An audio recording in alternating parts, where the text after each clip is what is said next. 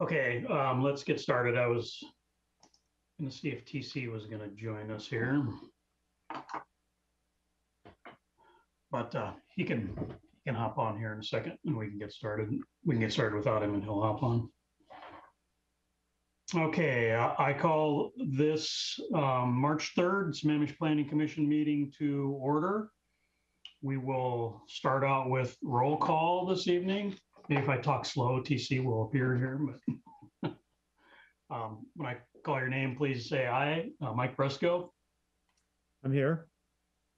Jerry Norman. He's here. Josh Amato. Here. I'm Mark Bothman. I'm here. I believe TC Labby was planning to join this evening, so maybe he just got hung up for a second. So we'll see if he gets here. And Karthik Sitharman texted me yesterday and said that he would be unable to join. And I want to mention that Karen Malcolm has resigned from the Planning Commission. So I want to just take a moment to say thank you to Karen for her time serving on the Planning Commission. Even though it seems like being on the Planning Commission is filled with prestige and glory, sometimes it's really not. And particularly doing it virtual, I think, is somewhat of a challenge. And so I really appreciate the time that she spent and dedicated to the Planning Commission. So we'll be working on figuring out how to fill that position here in the near future. Okay, Amber can, or if it's Amber or whoever, can you read the meeting accessibility statement? Yes, thank you. Pursuant to the Governor's Emergency Proclamation 2025, the city is unable to provide an in-person location for the public to listen to the virtual Planning Commission meeting this evening. Meetings are still accessible to the public and public comment can be submitted. I'm sorry, I meant to include, rather to view or join the meeting via Zoom, please use the Zoom link by entering https://z.om.us/j/917689786 or by dialing landline 253-215-8782, entering passcode 910-768-97869. To view live, you may visit the City of Sammamish website, City of Sammamish YouTube station, or Comcast Channel 21 within Sammamish. To view at a later time, you may also visit the City of Sammamish website, YouTube channel, or Sammamish Comcast Channel 21. Thank you. Back to you, Chair Bothman. Great. Thank you. Next is approval of this evening's agenda. Does anyone have any comments about this evening's agenda? No. I don't have a comment about the agenda except what she just said. Are there restrictions on masking and stuff that are changing? So are we going to go back to in the City Hall format in the next week or two or month? Or I think that maybe Evan might have planned to mention that later, but I will say that I've heard that there's discussions about that. It's not resolved yet what the timetable will look like, but they are starting the discussions about that. So I'm sure we'll hear about it here in the very near future. All right, thank you. Okay, and I see that TC has joined us. Welcome, TC. Next is approval of the minutes from our last meeting, February 17th meeting. Any corrections for the meeting minutes from the February 17th meeting? Okay, we'll call those meeting minutes approved. Next is public comment for non-agenda items. So this evening, on the agenda is starting out the first step on a lot of steps to work on updating the Sammamish comp plan. So if you have public comments that are related to something other than that, now's the time. Okay, and we do have a couple callers on the line. I will promote the first caller. 'Cause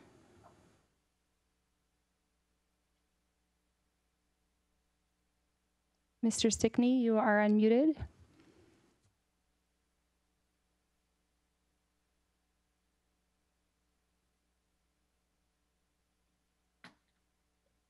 Hello, planning commissioners. Paul Stickney here tonight. My comment tonight is about last Tuesday's meeting just a couple days ago at City Hall. I think it's online now. It's worth watching. There was some trouble with channel 21 at the start for about the first half hour, but I think the meeting's all back up on YouTube. I had 3 succinct requests at that meeting, and I CC'd you guys on the email that I sent the city council, so it's not a surprise here. But I was suggesting that we increase our growth target a little bit modestly in anticipation of internal needs within the community that have never been studied. The second thing I chatted about was the Department of Commerce housing needs analysis contract that appears to be going to makers and community attributes, CAI, that have both done work in the city in the past, made some recommendations as to the economic and demographic groups to be studied. I'll talk more about that in a second.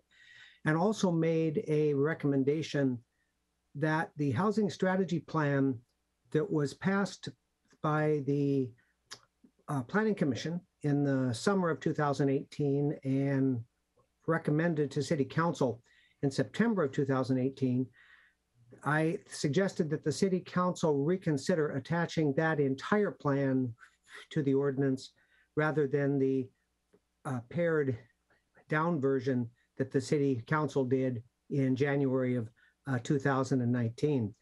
Then I took a couple of minutes and got further into the weeds with City Council than I'll have time for here. But the thing I talked about was what led to the recommendations that I've sent in several times as to the specific economic and demographic groups in Sammamish. I'll try to keep this real succinct. In the 2003 comp plan, we learned as a city that roughly 12 to 14% of our households made incomes over 400% AMI. So I've always been after studying housing shortage and surpluses for all types of housing for all income groups for a long time.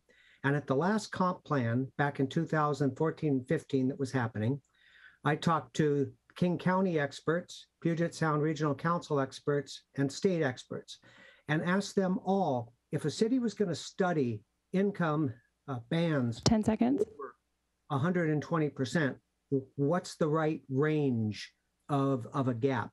And they all came back with roughly 30%. However, most cities do not study these levels. So there was a lot of effort that went in to get expert opinion on. My apologies, Mr. Stickney. That is all the time for your comment, this first portion. Thank you.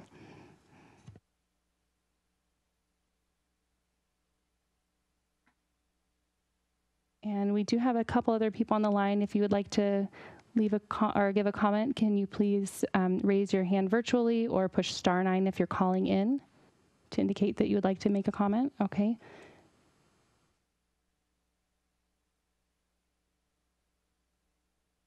All right, Ms. Swichter, you are promoted to make a comment.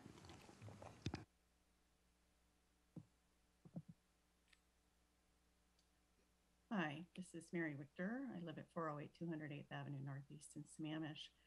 I wanted to talk a little bit tonight about, again, the map behind me. The yellow shows where steep slopes are and the blue shows where landslide hazards are. And that is part of critical areas, which are supposed to be identified and protected by city code. So just, I know we have one planning commissioner that's newer, and it might be good for some of you just to review. The Growth Management Act, which is administered by the Department of Commerce, said that you had to identify and protect critical areas in 1990. So King County made a whole bunch of maps at that time, and the city adopted those and has only made some small changes, but pretty much uses those maps. And if you look back to the 2003 comp plan which was the first comp plan from the city, it says that critical areas are supposed to include geographically hazardous areas per the RCW. And the geographically hazardous areas are because of their susceptibility to erosion, sliding, and earthquakes, that they are not suitable for commercial, residential, industrial development consistent with the need for public health and safety concerns. And there's also a goal EC5 in the 2003 comprehensive plan to protect life and property in areas of natural hazards. And under erosion hazard, there's an ECP 5.7 goal that says slopes with grade of 40% or more should not be developed. In the landslide hazard areas, it says ECP-58, landslide hazard areas should not be developed. And then in seismic hazard areas, it says that you need to identify those locations scientifically for liquefaction, which is mostly along the shoreline of East Lake Sammamish, but it also kind of runs along I-90, and there's a fault about midway through the city of Sammamish. And then for environmentally sensitive areas, they want soil conservation, grading and clearing, and also vegetation. And I will email after this meeting highlights from that. And then the other thing I wanted to point out is when the existing land use inventory is done, the city subtracts off items that are vacant. And on one of the pages in the 2003 comprehensive plan, it says to subtract those that are less than 2,000 square feet, because generally those are unbuildable lot size. And as far as I know, the city isn't treating anything as unbuildable, but really needs to. And then it says the location of vacant lots is identified and has been modified to this city to also include some vacant in the erosion hazard areas or in easements or other unbuildable. 10 seconds. So it's important that we identify these areas and protect them in the comp plan and also the code. Thank you. Thank you, Ms. Wichter. And that completes all of our callers' comments for this evening. Okay, thanks, Amber, and thanks to Paul and Mary.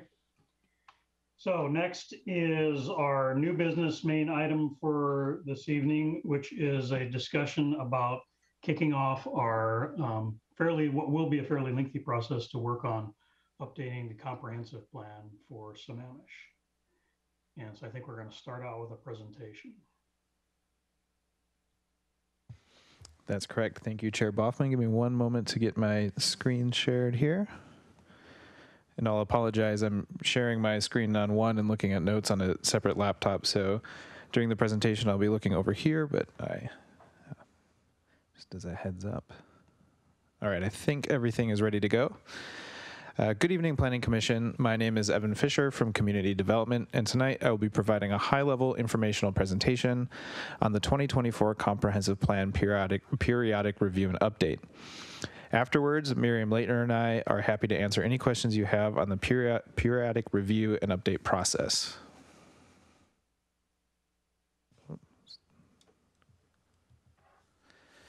During tonight's presentation, I'll provide background on comprehensive planning, discuss the consultant procurement process, provide an overview of the periodic review and update process, and briefly touch on the related planning and policy efforts that will tie into the comprehensive plan update. To kick things off, we'll first take a moment to help us understand what comprehensive planning is. The Washington State Growth Management Act, or GMA, requires that certain cities, towns, and counties develop comprehensive plans that plan for population growth in a coordinated and intentional way. The GMA creates both regional and statewide alignment by ensuring municipalities are accommodating for growth by planning in policy areas such as land use, housing, capital facilities, utilities, transportation, and parks and recreation.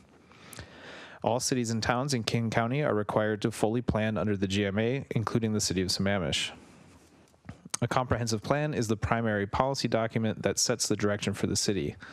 The policies and goals of the comprehensive plan are then implemented through the city's development regulations.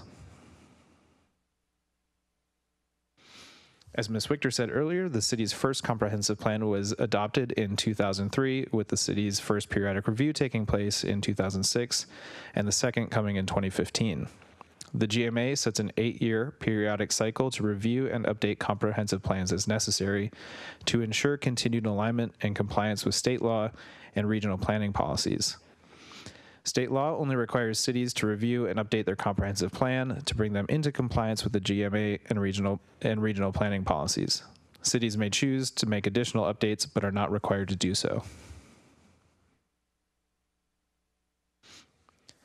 For the 2024 periodic review and update to be deemed complete, it must meet the following requirements. It will address state laws identified through the Washington State Department of Commerce GMA periodic review checklist. It will align with the Puget Sound Regional Council's regional growth strategy, the multi-county planning policies, and Vision 2050 by addressing the Puget Sound Regional Council's periodic review checklist. My apologies. And it will also respond to the King County countywide planning policies. The city is currently in the process of securing a contract with a highly experienced and qualified consultant to help lead the city through the periodic review process. The city issued a request for proposal on January 21st and has received proposals and is currently reviewing them and selecting which firms will be interviewed. The scope of work described in the RFP aligns closely with the broad steps the city anticipates taking as part of the periodic review. I will describe those high-level steps in the coming slides, but please note that as the consultant comes on board, it's highly likely this process may be revised. Proposals came back earlier this week, and staff are, like I said, currently notifying which firms will be selected for interviews. Interviews will be taking place March 11th through March 18th, and we anticipate the City Council approving a final contract with a consultant on April 5th. Now I will go over the key steps for completing the 2024 Comprehensive Plan Review and Update. Again, these are high-level steps the city anticipates taking as part of the periodic review process. A more detailed project plan will be developed in consultation with the selected consultant and be reviewed and approved by the City Council. The first step will be completing the checklists I mentioned earlier and performing a gap analysis of existing planning and policy documents. This will identify what updates need to be made to ensure the comprehensive plan will be in compliance with the requirements I listed on the earlier slides. The gap analysis will be a driving factor in setting the project's overall scope of work, which I will discuss shortly. The next step is coordinating with the state, county, regional authorities, and tribal nations to ensure effective collaboration during the periodic review process. Next is developing and executing a public participation plan that will comply with the requirements of the RCW, help the community understand and update the review process, and provide opportunities for the public to provide input on the proposed changes. Next, we will develop and present a scope of work and budget for the update process for the City Council's approval. The scope of work will be based on the results of the previous 3 steps, along with any additional City Council priorities. The public participation plan will include many opportunities for the public to inform the scope of work. Additionally, the vision statement will be reviewed, amended as needed, and adopted at this time.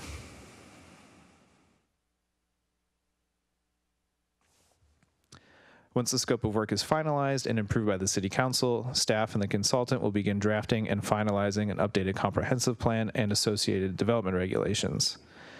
Once the updates have been thoroughly reviewed and recommended to the City Council will adopt the changes as appropriate.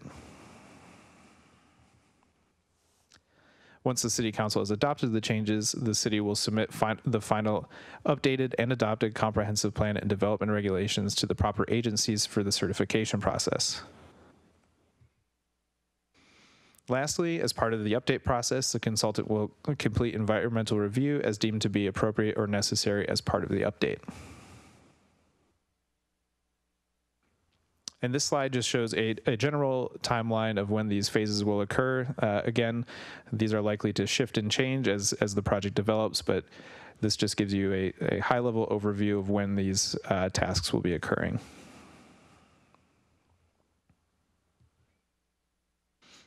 And lastly, I just wanted to touch on the associated work that is currently underway that will tie into the comprehensive plan update.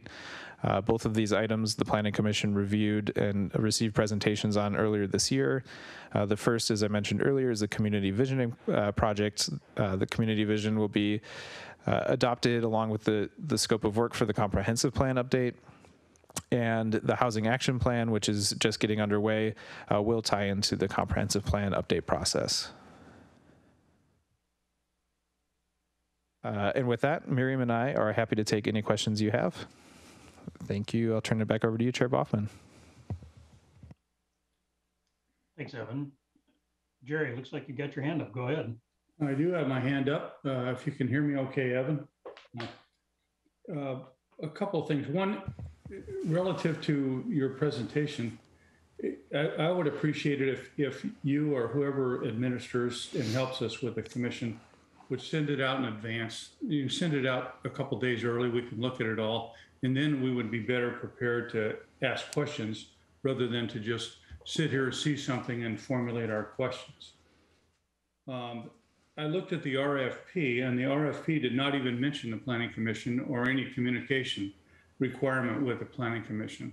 And I would like you to address that, because that makes no sense to me at all.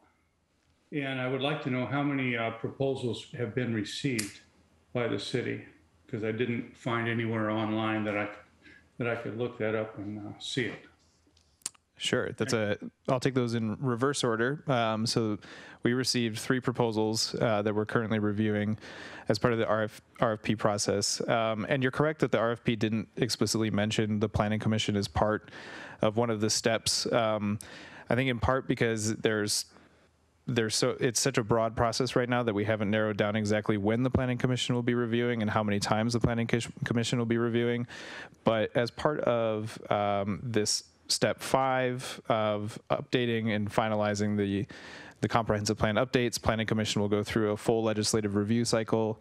The Planning Commission will be involved during the developing of the scope of work and will be updated with the public participation plan. So while we didn't mention it explicitly in the RFP, there will be a number of touch points over this 2-year project where the Planning Commission will be providing input, providing recommendations to the City Council. So hopefully that gives you a little peace of mind, but I can understand the confusion because it's not explicitly called out in the RFP. Thank you. Yep.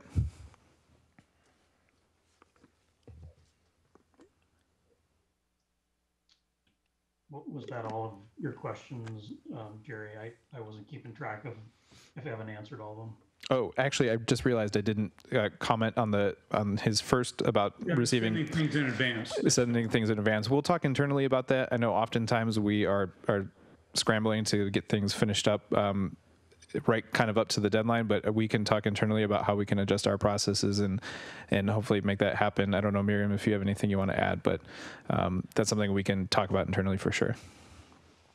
Well, I appreciate that. And you probably heard my comments to Mr. Stickney and others that come before these councils, and they come at the last minute with information. And if they want to, respect our time and let us seriously read and listen to what they're trying to say, it's always helpful if it gives us some time to do that. So sure, makes sense. Appreciate it. Thank you. Okay, who else? Josh, go ahead. The gap analysis mentioned, is that simply looking at policy and goals and identifying areas of the code where that where there's no code that supports those policies or goals, or is it looking at what other cities have done and saying these might be gaps in our comp plan that you should consider doing? That's a good question. I'll take the part that I know and then pass it off to Miriam for a more thorough and better response. As far as I understand, the gap analysis is looking at our own policy documents and planning documents and regulations and helping us understand, yes, these meet the state laws or regional planning policies, or these are areas where we think they need to be bolstered. But I'm not aware if they look at other cities. Miriam, do you happen to know the answer to that one? Yeah, I believe it's looking specifically at our comprehensive plan and our development regulations. I think once we look beyond kind of what the policies and for the state and PSRC and King County. If council were to decide to add some other elements, we may be able to request that the consultant look at what other cities are doing, but I think for the gap analysis itself, it would be focused on our comprehensive plan. Okay, thank you. That's it. Maybe I'll just make a quick comment. I took a quick moment before the meeting to look at the comprehensive plans of a few other local cities, and they vary quite a bit, but there are components that are, when you look at the agenda, if anyone's looking at the agenda item, and it does a good job here of listing the comprehensive plan includes the required components and then a couple of optional elements. And if you look at some other communities, they have other things that are not on that list. And I would assume if we have a consultant that works with other cities as well, that inevitably may come up. So I think it'll be interesting to see how that works. Okay, other questions? Mike or TC? Wow, nothing. I have a couple I'm going to ask. I think, first I'll say that I think my understanding is that the scope of what the comprehensive plan update looks like is largely undefined. And so I think if that's correct, it's probably important to sort of reinforce that, because there's a lot of potential topics that people would have interest in. And so I think it's correct to say when you look at that schedule, we don't actually know what all will be included until later, probably after some of the initial review, some of the public participation, so on. So there's lots of topics that people have interest in that we won't really know if they're going to be part of the plan or not until later. Is that correct in my assumptions from what I've heard? Yeah, I think that's really well said. And so I would just encourage everyone to kind of be keeping an open ear. I don't know if that's a saying, but keep an ear open for the public participation plan and different opportunities to provide input, because like you said, Chair Boffman, the first 6 months of this project are analysis and the public participation plan, and hearing from the community and understanding what the community hopes to see out of the comp plan update, as well as policymakers. So that's correct. And I guess another question that I have is, how do I ask this? And to what extent do you, and maybe you can answer, or maybe not yet, but to what extent are we going to be expected as the Planning Commission to guide that process? In other words, I'm trying to think of an example of something, perhaps like Mr. Stickney mentioned the idea of changing our growth target. I don't remember if that's necessarily baked in with specific numbers in the comp plan, but is it going to be part of the Planning Commission's responsibility to guide that? Or are we mostly going to be taking what the council wants to do, discussing and recommending how to accomplish those things? Or is that even defined yet? I think I can see Miriam has an answer. So our growth target was actually remanded back to us by King County. So the council had proposed a growth target. That growth target was considered by King County and remanded back to us. So now we are revisiting that. Council has, as of Tuesday, recommended a growth target, which we are now taking back to King County. They'll review it, provide comments on it. We'll take that back to City Council. And then we will finalize that. So once we get to the point where we are starting really this periodic review, we will have a growth target, and that growth target will be official and integrated into the King County CPPs. So that element shouldn't be changing, but there are other components and other elements that we'll be focusing on, such as housing or land use or transportation, where Planning Commission will have a role in reviewing the recommendations made by the consultant and the input from the public. So apparently I picked a bad example because it just came to the top of my mind. I wasn't really intending to focus on those specifics. I'm just thinking that, there's a much different level of participation by the commission.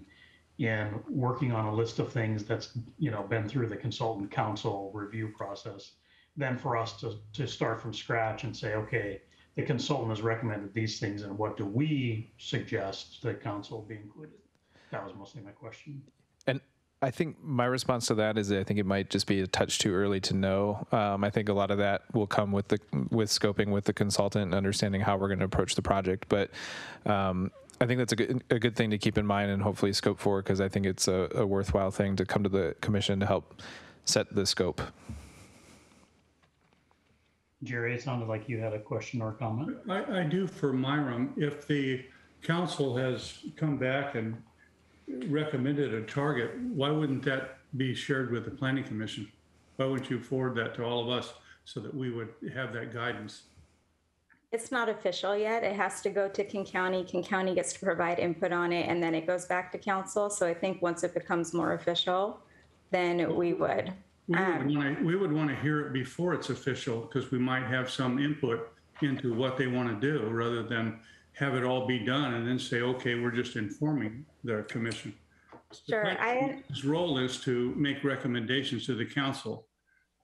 I understand that this is a process that's initiated and overseen, and a timeline and process that was blessed by King County. It's a process that they're overseeing. So I think that's part of the reason it hasn't gone through our normal legislative review process. But I can go ahead and pass your feedback on to our director, and we can see about a way to integrate the planning commission more. Sure. I would rather that our planning commission give guidance to the council and disregard what King County wants. We're a city. We're supposed to run our city and comply with the county, but we don't need to just behave however the county wants us to behave. We're a separate entity, and I think we really have a responsibility to our citizens to act that way.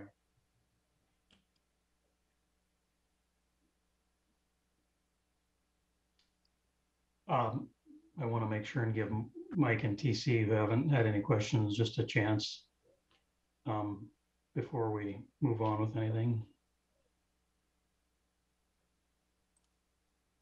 Nothing from my end. One last quick comment that I was thinking about is, I noticed that there's this, as we're looking at the screen here, executing a public participation plan.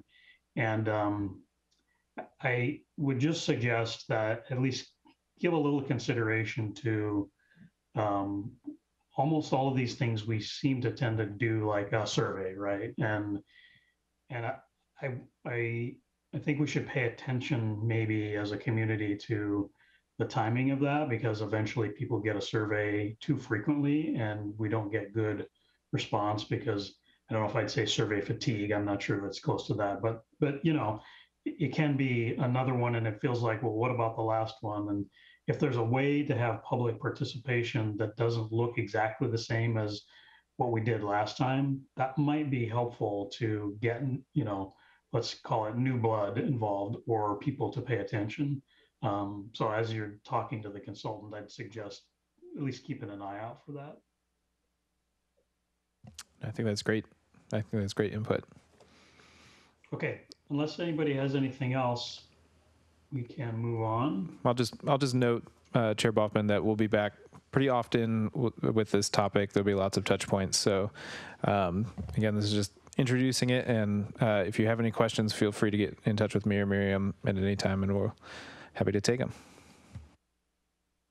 We got to do something to fill up our meetings between now and the middle of 2024. Okay. I wanted to mention that there was some thought that perhaps we should think about having a discussion about planning commission rules and requirements and so on in one of our meetings. And there was perhaps a suggestion that the next meeting might be a possibility. I wanted to see if anyone had an interest in that or not. And if you do, we would need to provide direction to staff to incorporate it into the agenda of the next meeting, or we could pick a different meeting in the future. That would be fine too. But is there interest in doing that? You're referring to the bylaws that are posted on there's bylaws for the planning commission posted on the planning commission portion of the city website. Anyone can go and take a look at those. I think that'd be a good idea for us to revisit those. It's been many years since they've been, a number of years since they've been looked at and updated. I was also thinking that it would probably be handy for us to revisit the Roberts Rule stuff when Karen's replacement is identified, because we have two new commissioners, or we will have two new commissioners. And it's always good for us to get a tune up on it.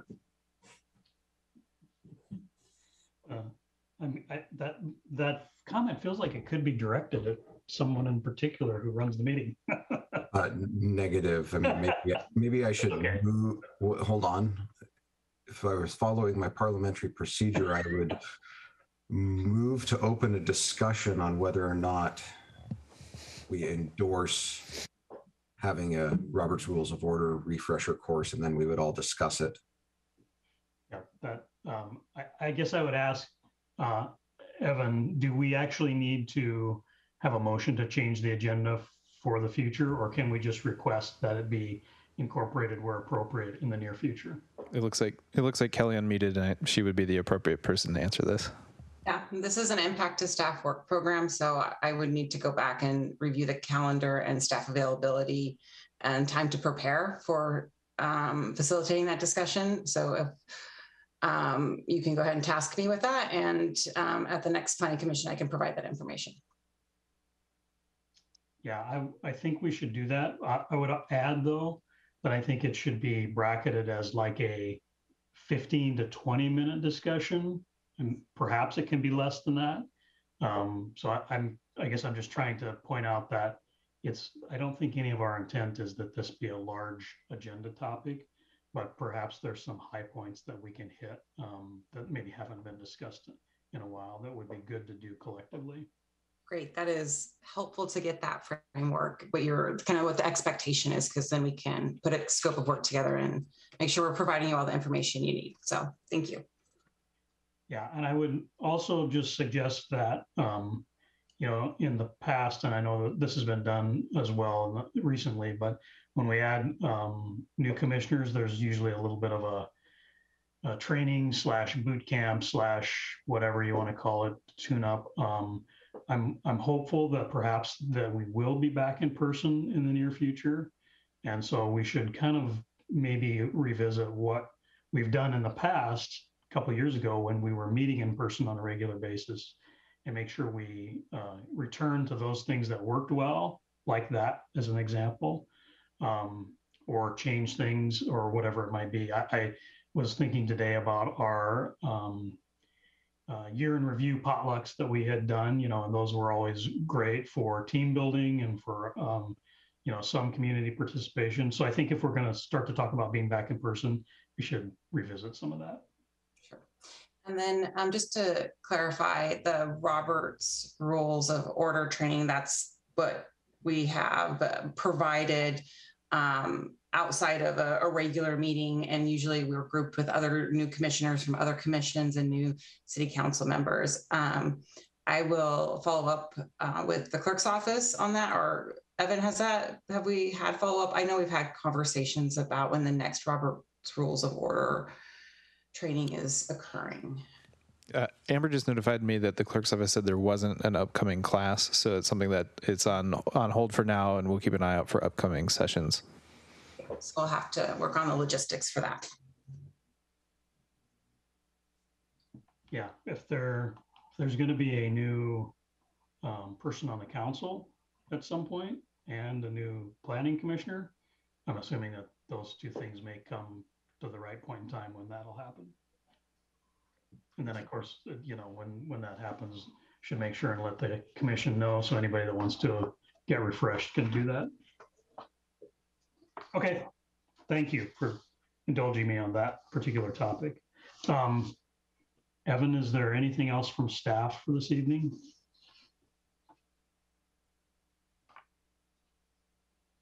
Sorry, this microphone's having a night. Nothing else from our end. I think just agenda public comment. You're right. Thanks for reminding me. So yes, agenda-related public comment. Amber, let's do that. All right, thank you. We do have a couple callers. I will promote the first person to a panelist. Ms. Wichter, you are able to give comment. Thank you.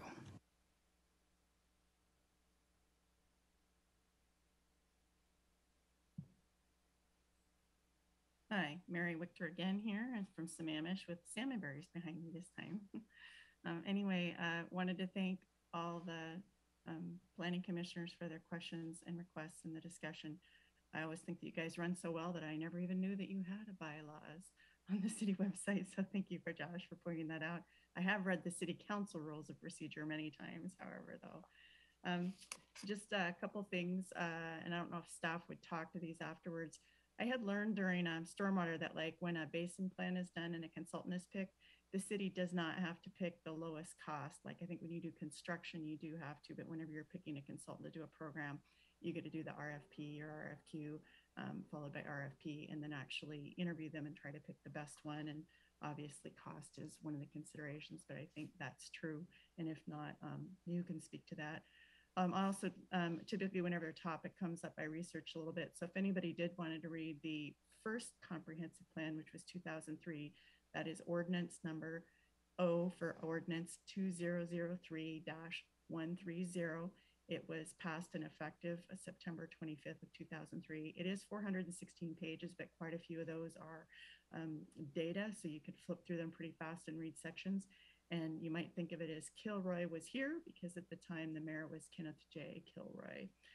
Anyway, there were some good things. I also did learn in that O 2003-122 was the ordinance that actually established the city planning commission and citizen advisory boards that we've had before. Also in the ordinance 2003-130, it does talk about that. I believe a planning advisory board was formed and it had 17 people on it. I believe Karen Moran might have been one of those people.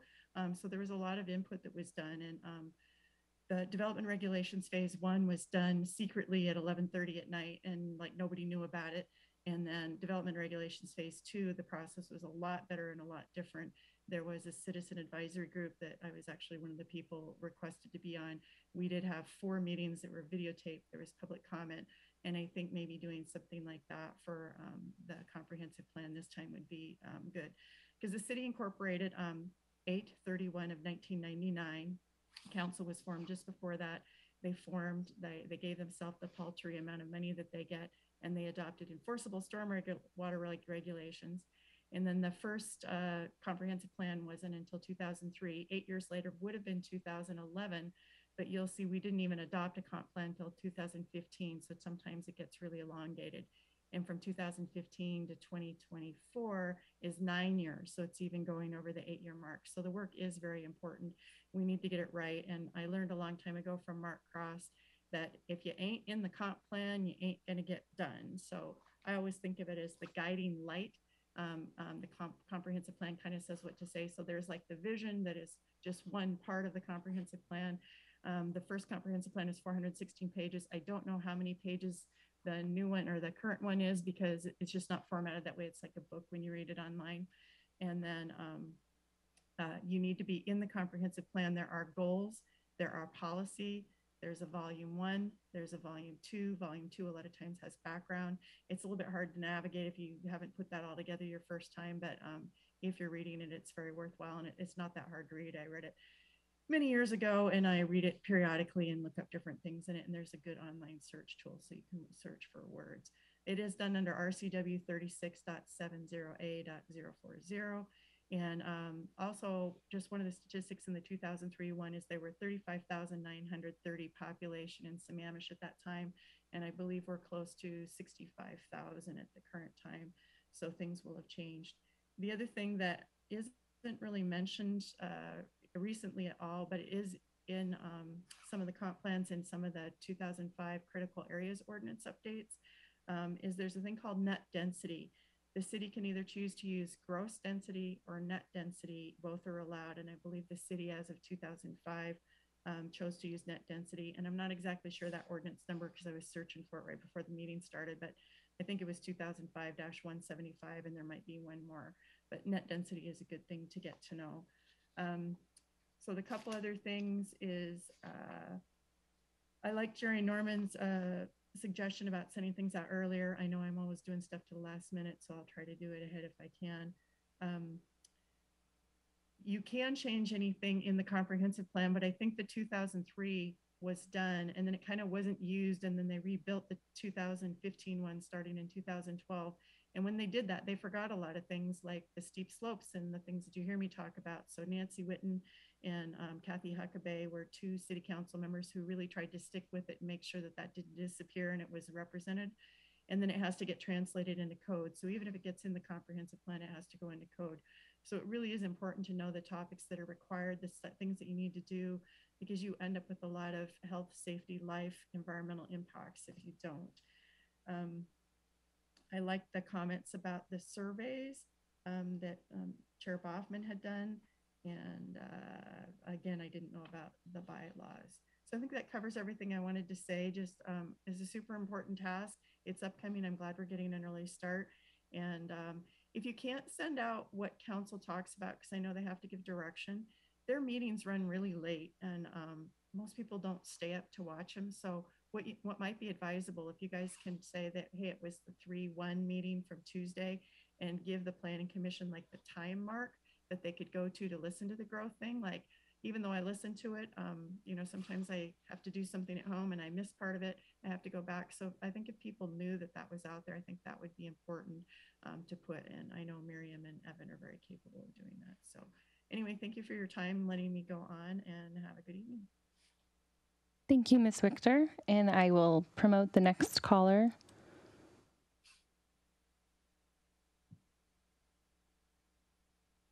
All right, Mr. Stickney, you are able to give comment. Good evening. For some agenda public comment, planning commissioners, Paul Stickney, Sammamish. The comp plan is in my wheelhouse, and I'm going to start with something off the bat. Say there's no way to talk about what needs to be talked about in 7 minutes. I'll even try to be less and just cover a couple high points. But if any of you want to reach out and chat, there's a lot to talk about. I was heavily involved in the second comp plan, not as involved in the first, a little bit, more involved in the town center, heavily involved in the second comp plan that was adopted in October of 2015. There are several, discretionary things that can be done, and I agree with one.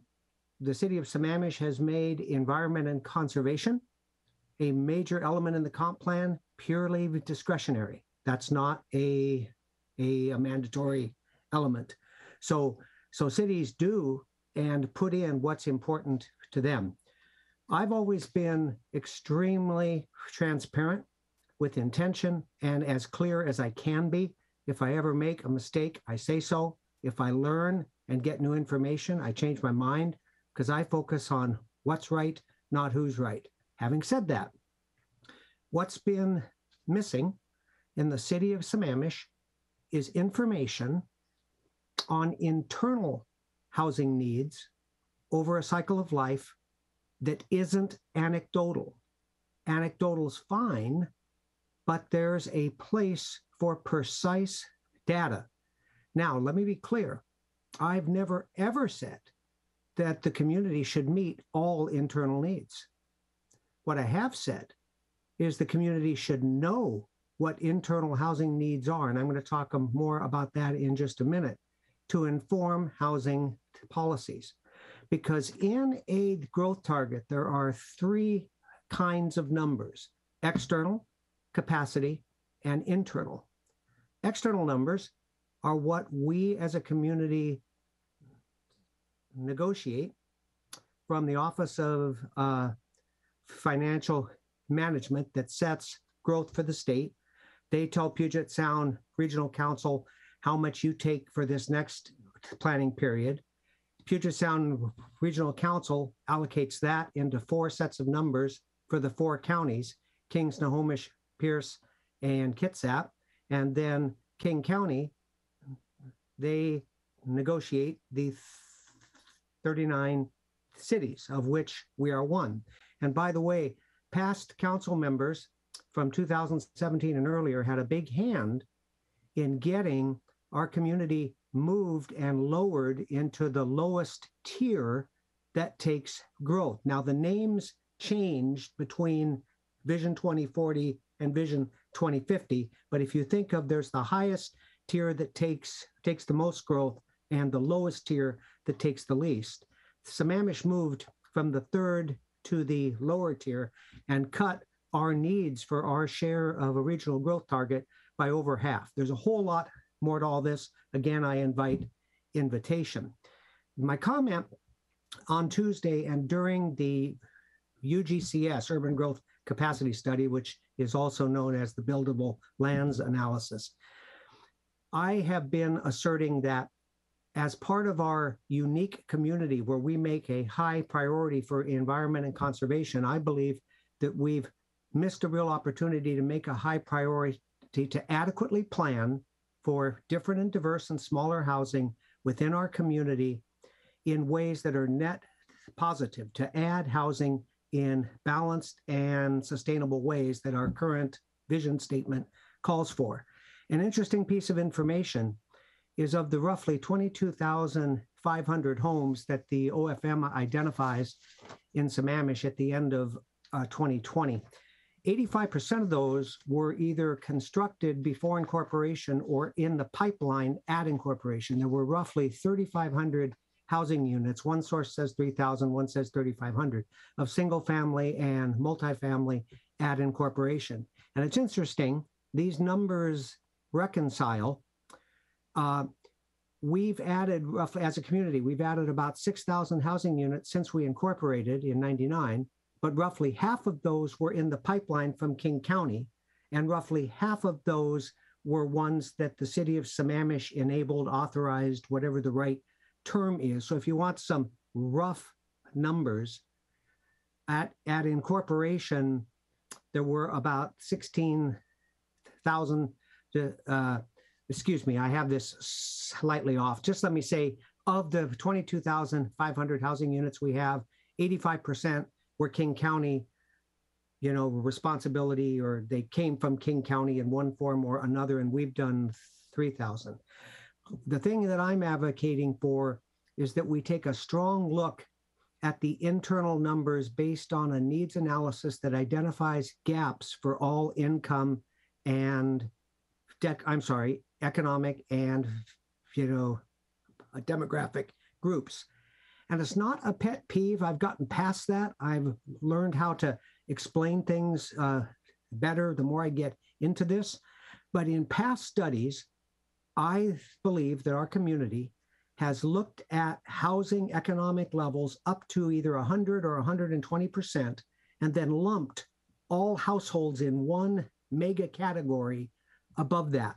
The problem with that is it masks tremendous shortages if you looked at it in appropriate income bands of 30% and even larger surpluses. Again, I'm not saying we have to rewrite our entire policies to meet and match those exact needs, but we need to know to what extent do we want to have different and diverse housing for restorative policy, for the errors that have been made over 30 to 40 years here, where we don't have a mix of housing that meets people's needs over time. How much are needs now? How much are needs over the 20-year comp plan horizon? 10 seconds. How much are needs over a cycle of life? And how much are needs in a recurring 7-generational perspective? There's a whole lot more. Let's reach out and talk. Have a good evening. Thank you, Mr. Stickney. And that completes all of our callers for this evening. Back to you, Chair Boffman. Thanks. And thanks again to Paul and to Mary for their comments. Before we adjourn this evening, I'll just again remind you to take a look at the calendar that's posted and what's on the agenda for upcoming meetings. And also, I believe at one point there was an email that had what the draft schedule is of when meetings will occur in the future. And the one that I think I've always had some concern about, so as we approach it, let's pay attention. There's one that's like July 7th. I believe I have that date right, for a Thursday. and that's the week of the July 4th holiday. So we'll need to be keeping an eye on that so we make sure we have enough people available to hold that meeting. Okay, anything else this evening? Everybody's shaking their head no. So would somebody move to adjourn? So moved. Second. Been moved and seconded that we adjourn this meeting. Those in favor say aye. Aye. Aye. Opposed, no. Great. Thank you, everyone. Have a nice evening and a good weekend. Take care. Bye. Thank you.